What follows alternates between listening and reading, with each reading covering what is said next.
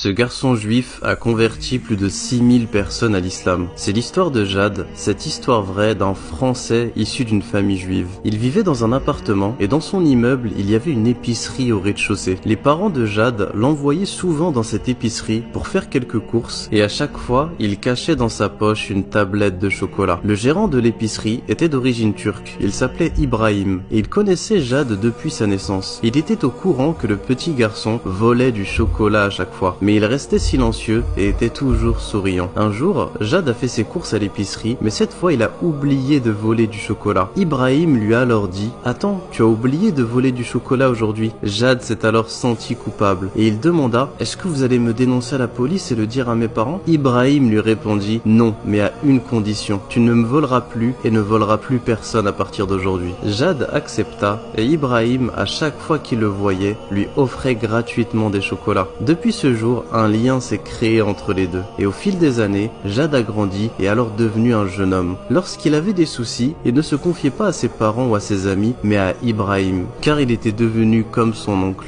Un jour, Jad a commencé à se plaindre de problèmes personnels. Ibrahim lui a alors apporté un livre et lui a dit « Tiens, ouvre ce livre et à n'importe quelle page, donne-le-moi et je vais le lire. » Jad s'exécuta et curieusement, après qu'Ibrahim a fini de lire et d'expliquer des passages de ce livre, Jad allait mieux et avait trouvé toutes les solutions à ses problèmes. Peu de temps après, Jad s'est rendu à l'épicerie comme d'habitude, mais cette fois-ci elle était fermée. Il demanda alors au gardien « Mais pourquoi l'épicerie est fermée ?» Le gardien lui répondit alors « Ibrahim est tombé gravement malade et il est à l'hôpital. » Quelques jours plus tard, Jad apprit qu'Ibrahim était décédé. Mais avant de mourir, il a demandé à ses enfants de donner une boîte à Jad, en le prévenant que c'est de la part de Ibrahim. Jad a alors reçu cette boîte et à l'intérieur, il a trouvé ce fameux livre. Il n'avait à ce moment-là aucune idée de ce qu'était réellement ce livre, jusqu'au jour où il était dans une épreuve qui lui paraissait insurmontable. Il avait complètement perdu espoir et ne savait plus quoi faire. D'un coup, il s'est souvenu du cadeau d'Ibrahim. Il a alors ouvert la boîte et il en a sorti le livre, mais il ne savait pas comment le lire car il était écrit en arabe. Il est alors allé avec ce livre chez son seul ami qui parlait arabe. Il lui a donné le livre et lui a dit de lire 2 pages et de lui expliquer ce qu'il lisait. Son ami a accepté et a commencé la traduction en français. Et subhanallah, en écoutant la lecture de ce livre, Jad est tombé en larmes. Il a immédiatement trouvé la solution à ses problèmes. C'était incroyable et fascinant à quel point ce livre était une source de guérison. Jad a alors demandé à son ami « Mais quel est cet étrange livre ?» Son ami lui dit « Il s'agit du Coran qui a été révélé par Allah au prophète Muhammad sallallahu alayhi wa sallam. » Jad a alors été profondément touché et suite à cette découverte, il a demandé à son ami comment devenir musulman. Son ami lui a expliqué qu'il faut réciter la shahada et Jad s'est alors converti à l'islam. Il avait environ 20 ans à cette époque, mais depuis, il avait alors consacré sa vie à l'étude de l'islam et est devenu un célèbre érudit en Europe. Quelques années plus tard, ce n'est pas moins de 6000 personnes qui ont été touchées par Jad et se sont converties à l'islam. Après ça,